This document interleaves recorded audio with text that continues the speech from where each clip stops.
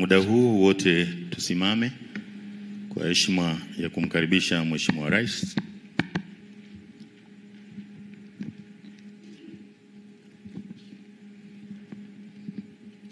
Mheshimiwa, tukae.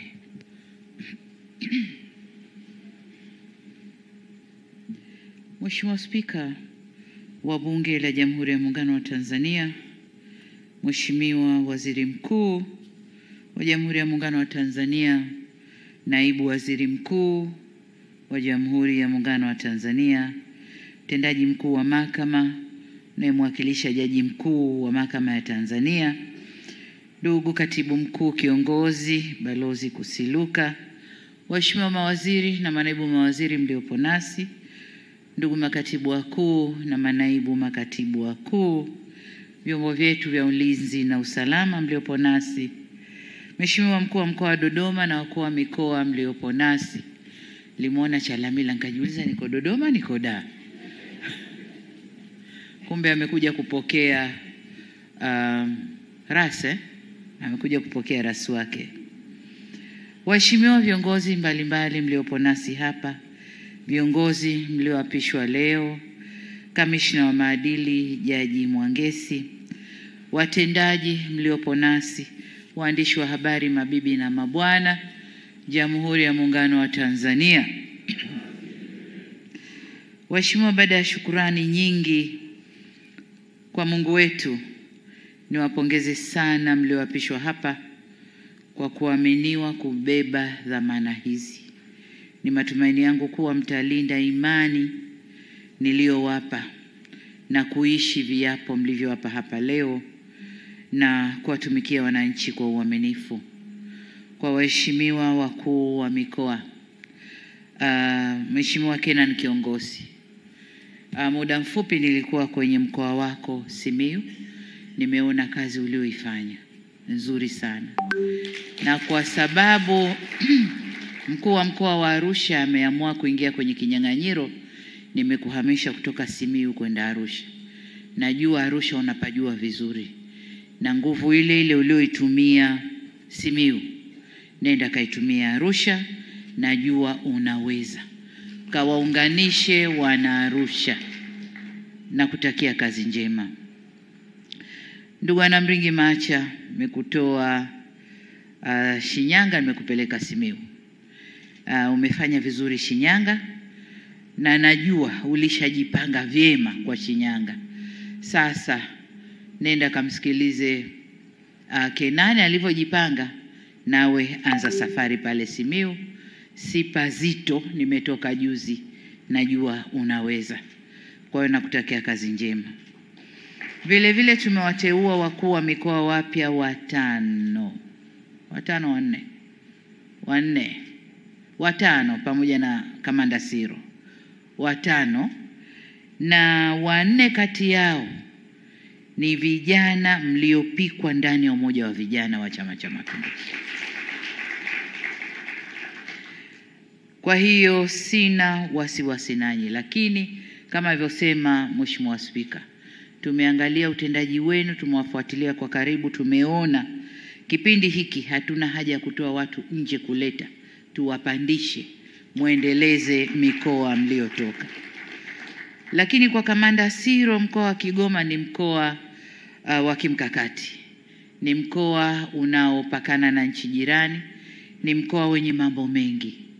Kwa hiyo tumemtoa pale kamanda wa polisi, tunakurudisha kamanda wa polisi. Lakini kamanda wa polisi, wewe umechanganya na ujuzi wa diplomasia. Kwa hiyo nimekuona utafiti kwenye mkoa ule. Najua nimeshakutumia sana kama IGP, kama balozi, lakini bado nakuona una nguvu.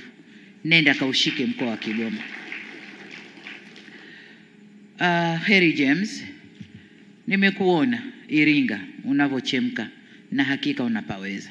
Nenda kafanye kazi. Mboni Mhita Shinyanga, najua kwa sasa hivi hata Kisukuma unaongea. Sasa nenda kaivae Shinyanga. Kama ulikuwa unafanya kazi chini ya mkuu wa mkoa, sasa wewe ndiyo mkuu wa mkoa. Nataka upite vichochoro vyote vya Shinyanga na uhakikishe Shinyanga inanyooka na kutakia kazi njema. Beno, Mbeya, nilikuwa nakufuatilia kwa karibu yanayotokea pale Mbeya mjini. Mbeya unapajua pazito kidogo na nyumbani kwa Mheshimiwa Spika. Kwa hiyo kalinde heshima ya Mheshimiwa Spika. Kalinde heshima ya Mheshimiwa Spika na hakikisha Mbeya inabaki salama. Songwe, Jabir, na kujua ni mpya kwa Songwe. Nimekutoa Morogoro. Wapi pale kuna hiyo? Gairo. Nimepita Gairo, nimeona kazi yako. Na hakika unaweza kuishika Songwe. Nataka nikwambie kwamba Songwe si rahisi sana. Lakini kwa uwezo wako na hakika utapaweza. Wewe ni mstahamilivu, ni msikivu na hufoki, lakini una actions. Lakini bahati mbaya ni kwamba wewe ni mpya na rasi wako ni mpya Hawasi. Lakini Hawasi ana experience zote za kichama na za kiserikali. Kwa nendeni mkasaidiane kwa karibu. Sitaki kusikia kuna migongano aidha baina yenu au baina mnayowakuta pale chini. Kama kuna migongano kaiwekeni sawa. Lakini nataka mkashirikiane, tumieni ujuzi wenu wa kichama lakini wa serikali muiongoze Songwe. Nawatakia kazi njema. Kwa wakuu wa mikoa wote mliopo hapa na wanaotusikiliza, nina mambo manne makubwa ya kusema nanyi. La kwanza, kuwatakia kusimamia amani na usalama katika maeneo yenu. Nyinyi ni wenye viti wa kamati za usalama kwenye maeneo yenu. Kwa hiyo kipindi hiki tunachokwenda, kuna vijichokochoko vinaweza vikatokea vya makusudi na vya bahati mbaya. Nataka mkasimame imara kuhakikisha mikoa inabaki salama. Tunakwenda kwenye uchaguzi tukiwa salama. Najua tunakwenda kwenye mchakato wa uchaguzi, makundi yatahibuka mengi. Nendeni kama makamisa wa mikoa, kasimameni imara, hakikishe mikoa inabaki salama. Lakini la pili, usimamizi wa fedha za serikali. Tumeleta fedha nyingi, kuna miradi mingi iliyokamilika na inayoendelea. Nendeni kasimamieni usimamizi wa fedha za serikali. Miradi inayotekelezwa iende na thamani ya fedha tunayoishusha. Fedha ile ni kwa ajili ya kutatua shida za watu na si vinginevyo. Nataka mkaisimamie.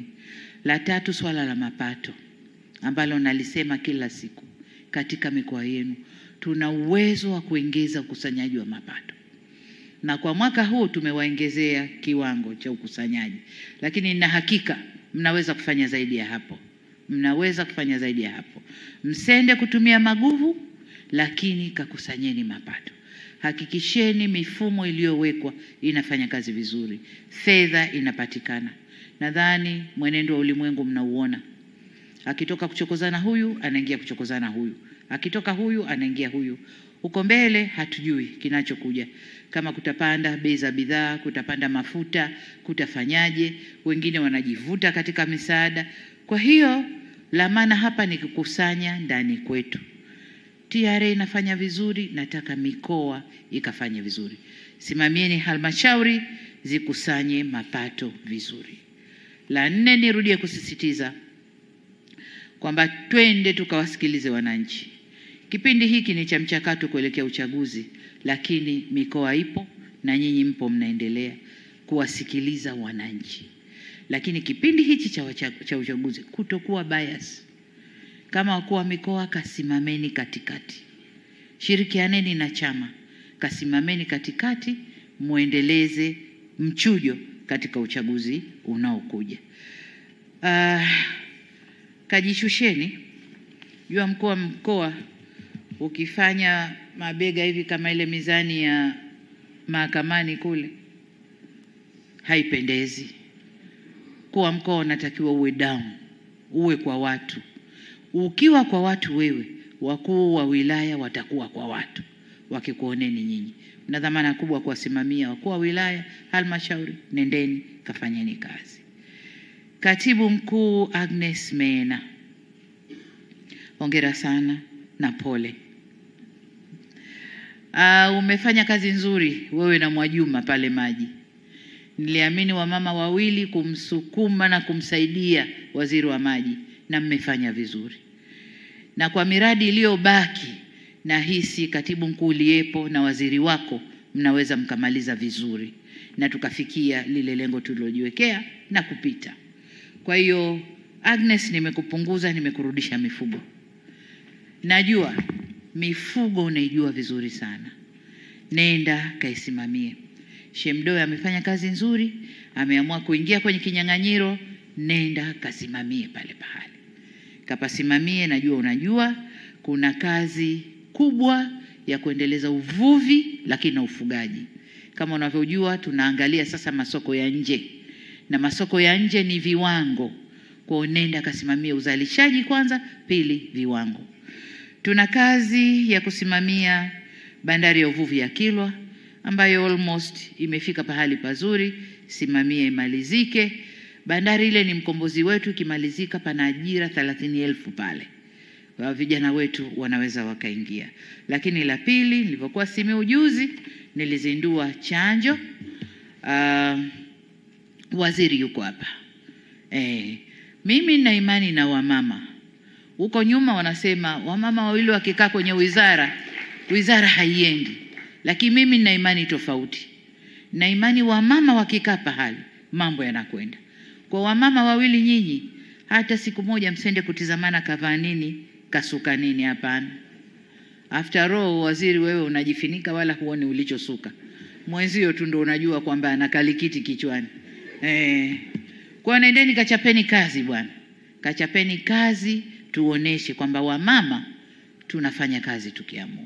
Nendeni kachapeni kazi, na watakia kila la kheri. Makatibu tawala wa mikoa tumebadilisha wawili. Ndugu Rashid Mchata yupo, tumempeleka Tanga. Nataka ukachape kazi Tanga. Lakini ndugu Pili, wewe tumekuleta Pwani. Sasa Pwani sio Tanga. Tanga ilikuwa na mabaibu yetu na vipepeo vyetu na nini, mambo wawa. Ingawa Tanga sasa tunaifanya iamke kwa viwanda. Sasa Pwani kuna viwanda vingi sana. Sio mkuu wa mkoa wako kama yupo. Nadhani yuko na shughuli zingine. Pwani, nenda kasimame imara, msaidie mkuu wa mkoa. Pwani mnaweza kukusanya mapato kwa kiwango kikubwa. Lakini Pwani kuna upwani. Nimekutoa Tanga kwenda Pwani sababu wanafanana. Umwinyi ni mwingi. Lakini nenda kasimame, fanya kazi, kusanya mapato, fanya Pwani ipige kazi. Sawa ndugu yangu, nakutakia kila laheri. Vile vile tumeteua makatibu tawala wawili, Bwana Abdul Mhite. Tumekupeleka Dar es Salaam. Nimesha kuona mara moja ukifanya presentation. Nilivutiwa sana nawe katika ile presentation. Najua ukikisimamia kitu unataka kiwe. Dar es Salaam ni jiji la aina hiyo. Dar es Salaam ni jiji kubwa, lakini wamepata mjanja mwenzao Chalamila. Wewe sikuoni ni mjanja kama yeye, lakini combination inaweza ikaenda. Yeye akiwa juu, wewe uko chini, mambo yataenda vizuri. Kwa nenda kasimame, chapa kazi, msaidie mkuu wa mkoa wa Dar es Salaam. Dar es Salaam isimame. Kwa ujumla, wakuu wa mikoa na makatibu tawala, huko karibu tukaa. Huko mikoani kwenu, huko kwenye wilaya na halmashauri, kuna fedha nyingi ambayo ya ndani haitumiki vizuri. Kwa mfano, halmashauri inaweza kuwa ina mabilioni ya pesa kwenye account, lakini haziendi kwenye kazi za maendeleo. Wanafikiria kufanya mengine. Inawezekana halmashauri ina pesa nyingi, lakini wao hawajijui kwamba ni watumishi wa watu. Ndani ya halmashauri yule kuna barabara mbovu, kuna vituo vya afya vinataka ukarabati, kuna mashule yana sura mbaya. Fedha ipo, na fedha halmashauri manake ikawatumikie wananchi. Lakini wa uongozi wa halmashauri wanafikiria fedha ile kuiwekeza kwenye jambo ambalo tofauti na wananchi. Naomba mkalisimamie hasa Dar es Salaam. Halmashauri zinafikiria kuwekeza kwenye mahoteli kuliko kuwekeza kwenye huduma za wananchi. Kazi yenu pale ni kuhudumia wananchi, na ndio kuwekeza kupo ili halmashauri ipate, lakini je, umemaliza shida za wananchi? Wananchi wanapiga kelele na barabara na mashimo na nini na nini, wewe unachukua fedha unakwenda kuiweka kwenye kitu kingine, haielekei. Niombe sana. Au wakati mwingine serikali inanunua vifaa tiba, vitendea kazi, vinafika kwenye halmashauri, hapana pahali pa kuweka. Halmashauri ina fedha ndani, lakini wangoja serikali kuu ilete pesa. Kama imeleta mashine, ilete na pesa yako pahali pa kuweka mashine. Hatuendi hivyo. Niombe sana, kasimamieni kazi na huduma kwa wananchi. Ndicho kilichotuweka hapa, hakuna kingine. Mengine ni by the way, umeokota kismati, umepata, well and good, lakini kilichotuweka ni huduma kwa wananchi. Naibu makatibu wakuu Dr. Hussein Omar,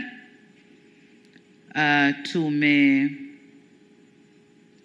Wizara ya Kilimo kwenda kuwa naibu katibu mkuu Wizara ya Elimu, Sayansi na Teknolojia, na vile vile tumemteua Profesa Peter Msofe kuwa naibu katibu mkuu Ofisi ya Makamu wa Rais anayeshughulikia masuala ya mazingira. Nimeangalia tiririko wa kazi uzokuwa ukizifanya na CV na hisi pale utakwenda kutusaidia vizuri. Niombe sana kashirikiane, waziri wako yuko hapa, kashirikiane na katibu mkuu wako, nadhani yupo, yuko hapa, mkashirikiane, mfanye kazi. Sitaki tena kusikia zipo. Nataka mkashirikiane, mfanye kazi. Tunakoelekea ulimwengu huu haujulikani. Mazingira yamebadilika, mvua hazina hakika, sijui jua lenyewe ndio hivyo. Kwa hiyo kashirikianeni, fanye kazi, muinusuru nchi na majanga ya mazingira. Mhandisi Athmani Juma Kilundumia, ulikuwa unashughulikia maendeleo ya mazao na chakula. Nimekubadilishia portfolio kwa sababu tunataka kuongeza, kabla kufika huko kwenye usalama wa chakula na mazao, tunataka kuongeza uzalishaji kwanza. Kwa hiyo tumekupeleka ukashughulike sasa na mambo ya umwagiliaji maji, ukisaidiana na Mdolwa. Mdolwa yuko? Hayupo. Ukisaidiana na Mdolwa tunakwenda kuanzisha kamisheni ya umwagiliaji maji. Kwa nataka ukasimamie hiyo, lakini pia zana za kilimo. Tumeanzisha centers za matrekta na zana za kilimo uko kwenye zoni mbalimbali. Zile zinataka usimamizi wa karibu sana, sababu ni fedha nyingi tumetumia kuweka zana hizo za kilimo. Lengo ni kumpunguzia mkulima gharama. Sasa hivi wanatumia sana zana kutoka private sector, gharama ni kubwa, lakini center zile zinakwenda nusu ya bei ya private sector. Kwa hiyo kwanza ni kuhakikisha mkulima anapata huduma, pili ni kuhakikisha maintenance ya vyombo na survival ya vile vituo, lakini pia kuhakikisha mabwawa yanayochimbwa kwa umwagiliaji maji yanafanya kazi pasavyo. Kwa kilimo, kwa mifugo, utashirikiana na mwenzio huyo wa mifugo kwa matumizi yote yaliyokusudiwa, na kutakia kazi njema. TRC Machibia, kwanza tumshukuru Kadogosa kwa kazi nzuri aliyoifanya ndani ya TRC. Hakuna 100% na hakuna anayefika huko, lakini alijitahidi. Unachukua nafasi yake, nenda kaanzie alipoachia. Ndani ya TRC kuna mambo mawili makubwa, kuna SGR, kuna na MGR. Nataka TRC sasa mtoke kwenye fikra ya infrastructure peke yake na muende kibiashara zaidi. SGR inajengwa kwa uwezo wetu, tutakwenda na wanaotusaidia, tutakwenda vipande na maendeleo yake nimevisema jana. Bado tuna kazi kubwa na itakubidi wewe uisimamie kazi hiyo. Kazi yangu mimi huku na wenzangu ni kutafuta fedha na kuzishusha kwako ili kazi hiyo iendelee. Tunataka by 2030 kilomita zote 2000 na ziwe zimekamilika. Tuwe tumeshajiunga na Burundi, then huko Burundi wakielekea Rwanda sio kazi, wakiendekea Rwanda na DRC Congo sio kazi yetu. Lakini sisi tuivuche tuingie Burundi. Kwa hiyo nenda kasimamia SGR operation, lakini pia operation kama tulivyokubaliana nyuma kwamba tuingize private sector. Nilifurahi juzi TANESCO kwa hiari yao nimesikia wanatangaza kuingiza private sector kwenye kusambaza umeme na kujenga transmission line. Hatuwezi kwenda bila private sector. Kwa hiyo niwaombe sana TRC, operations za reli. Sasa hivi tunakwenda Dodoma, tunakwenda vizuri. Lakini jana, naongera sana, mmeanza operations za mizigo. Huwezi kuzisimamia zote. Lazima private sector ingie. Kwa hiyo kaangalie tuingize private sector. Private sector kwenye ujenzi wa infrastructure, lakini pia kwenye operations. Fikirieni kibiashara zaidi. Lakini MGR na yenyewe ni ya siku nyingi, meter gauge railway, ambao lakini ina umuhimu wake. Na umuhimu wake kwa abiria na mizigo pia, na hasa kwa mizigo. Kwa na yenyewe maeneo kadhaa yanataka kukarabatiwa, maeneo mengine yanataka kujengwa upya. Kwa mfano, korido ya kaskazini huko inataka ujenzi mpya. Kwa nenda kasimamie. Lakini vivyo hivyo kuna watu wana interest ya kuunganisha bandari ya Mtwara na bandari ya Mbamba Bay kwa reli. Wasikilizeni. Na kama mtu anakuja mwenyewe na fedha yake na mnafanya engineering estimate, hajatupiga kama vile anatuletea gharama kubwa sana, mpeni ajenge. Kwa sababu akesha jenga, imejengwa, ipo Tanzania. Hata tukikerana naye haichukui, tunayo. Atatulipisha pesa yake, tutampa, lakini reli ipo. Kwa anayekuja na pesa yake, mpeni. Zile bla bla sijui za kushindanishwa, sijui tenda, sijui nani, kama wapo wengine wangekuja. Kama hawajaja kaja mmoja, mimi na pesa yangu nipeni reli, lakini nipeni na hiki, kipimeni, mpeni. Hayo ndio maendeleo. Tukistiki na hizo sijui procedure za PPRA, sijui na nini na nini, hatuta move faster. Ulimwengu huu ni lazima tu move faster. Mmesikia jana nimesema IMF wanasema uchumi wa Afrika utakuwa by 2.3. Lakini Tanzania tutakuwa by 6%. Kwa sababu hii ya kwenda faster. Kwa hiyo niwaombe sana kwenye infrastructure twende faster. Na reli ndio kila kitu, na bandari. Reli na bandari ndio kila kitu. Ndio facilitators wa biashara, usafiri na usafirishaji. Logistics ni reli na bandari. Kwa hiyo nenda kasimame. Una security ya nchi yetu, nenda kaisimamie. Haya, kuna watu ambao niliwateua kitambo, sijapata nafasi ya kusema nao, lakini leo wapo. Dr. Limo Nyesabu, nimekutoa Azania kwenda PSSF. Azania ulikuwa unafanya mambo ya banking, sawa na benki zingine zote. Lakini nimeona nikutumie vizuri zaidi pale PSSF. Kwamba pale ni roho ya wafanyakazi wetu wa umma. Roho yao iko pale. Maisha yao yako pale. Fedha zao ziko pale. Na experience yako ya banking, najua utakwenda kuziweka hizi fedha vyema. Utatusaidia serikali kuwa na mzigo mzito wa deni tuliokuwa nao kwenye taasisi hii. Lakini pia kama nilivyosema, kuna uwekezaji ambao wakati mwingine kwa nadhani utakwenda kukaa vizuri na kuona ni miradi gani mfuko huu uwekeze, jinsi ya kulinda fedha ya wafanyakazi na mambo kama hayo, na kuhakikisha mfanyakazi akimaliza wajibu wa kulitumikia taifa, haki yake iko pale kama tulivyokubaliana kisheria. Na kutakia kazi njema. Asante sana. Dr. Kimambo Muhimbili, pole, sio kazi rahisi. Na pengine napanga kuja kukutembelea huko. Lakini kuambie kwamba Dr. Janabi alifanya kazi nzuri sana sana sana. Lakini Muhimbili tuna mipango mingi na mikubwa ya ile hospitali, kuiendeleza na kuikuza zaidi.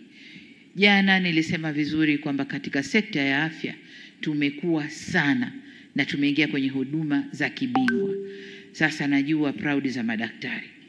Kila daktari hamwamini mwenziwe, I'm best than huyu na huyu na huyu. Ukijua kukaa nao, watachapa kazi vizuri, watafanya kazi vizuri.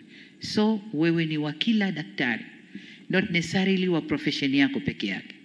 Muhimbili panataka professionalism na administrative skills.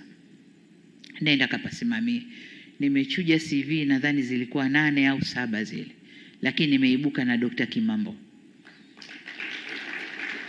Kwa hiyo nadhani utakwenda kunisaidia vizuri Muhimbili. Lakini pia kuna fedha ambazo tumeshazisaka kwa ulimwenguni zinakuja kwenye matengenezo au kuimarisha zaidi Muhimbili, hasa kwenye majengo. Nenda kasimamie pale Muhimbili. Muhimbili ilikuwa Muhimbili tu, lakini imepanda hadhi, watu wanaisifia. Nenda ka maintain sifa na nenda kaipandishe kiwango zaidi.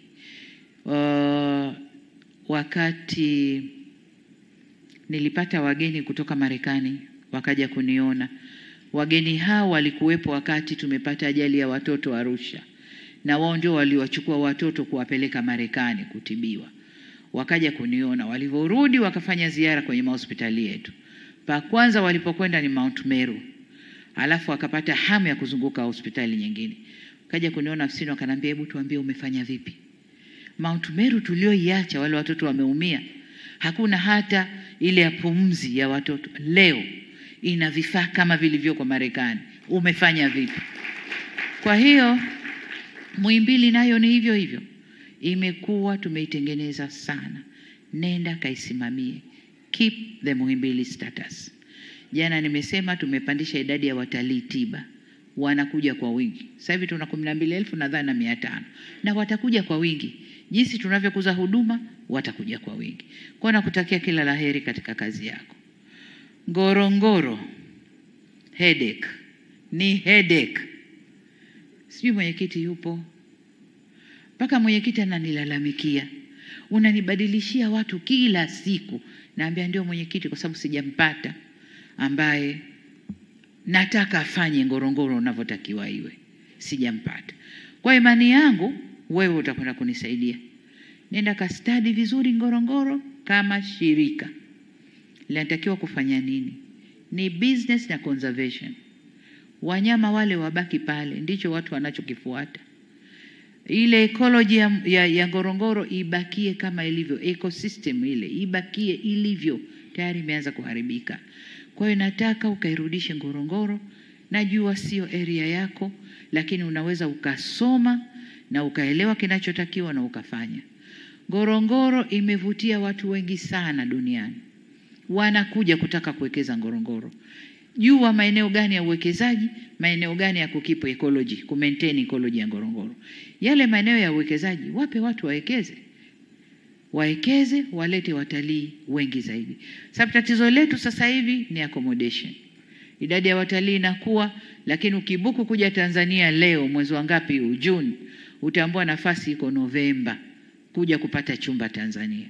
Kwa hiyo tuna tatizo la accommodation, pahali pa kulaza wageni. Kwa hiyo nenda kaliangalie hilo, lakini katunze ecology, lakini pia kuna mgogoro na wenyeji pale, ambao kwa sheria zetu wenyewe tulisema kuwe na coexistence. Baadaye wenyeji wamezidi, mifugo imezidi. Ilikuwa ukiingia Ngorongoro cha kwanza unachokiona ni ng'ombe, mbuzi, kondoo kuliko twiga. Mara kwanza mimi nimekwenda Ngorongoro, kuingia tu kutoka kwenye geti lile, twiga huyo hapa anakula majani, nikafurahi. Mekwenda mbele, zebra huyo hapa, tembo huyo hapa. Sasa hivi unakuta ng'ombe kwanza, kondoo na nani. Nimeunda tume 2 za kuangalia hilo, mambo ya Ngorongoro specifically. Kwa watakapotoa ripoti yao, tutakuinvolve ujue sasa una implement kiasi gani kudeal na wale watu, lakini kumaintain Ngorongoro. Ngorongoro ni urithi wa dunia. Tukiharibu, dunia haitatusamehe. Urithi ulioko kwetu Tanzania ni fahari yetu. Naomba ka maintain Ngorongoro. Kama kuna miba yoyote iko humo ndani, toa. Najua Ngorongoro pako very lucrative. Kuna watu wamelowea hapo na wasingependa kuona mtu mgeni anaingia kwa sababu unahatarisha interest zao. Kwa kama kuna miba yoyote, toa. Niambie, Mheshimiwa Rais umenipa hii kazi. Huyu na huyu na huyu na huyu ni miba. Mimi nitakusaidia kuwatoa. Ninachotaka Ngorongoro ikae vizuri, iende liwe shirika, lakini Ngorongoro yetu, kreta ile, maintain status yake kama urithi wa dunia. Sawa? Nakutakia kazi njema. Nitimishe kwa kuwakumbusha kuwa sote ni Watanzania na sote ni watumishi wa umma. Tuko kwenye timu moja na tunajenga nyumba moja. Hivyo tukafanye kazi kwa ushirikiano na wale tunaowakuta kwenye ofisi zetu. Tunakuta waliopinda mikono kidogo, tuwanyooshe pole pole. Kila ulemavu unanyooka, lakini unyooshaji ni pole pole. Ukitaka kutumia maguvu, aidha utamkata unayemnyoosha au utakutandika kibao umie wewe. Kwa nendeni kanyosheni pole pole. Tumieni busara, tumieni hekima katika kufanya kazi. Mwisho kabisa tena niwatakie utekelezaji mwema wa majukumu yenu na Jamhuri ya Muungano wa Tanzania. Asanteni. Asanteni sana. Asante. Naomba tupige makofi kwa Mheshimiwa Rais. Asante, tunakushukuru.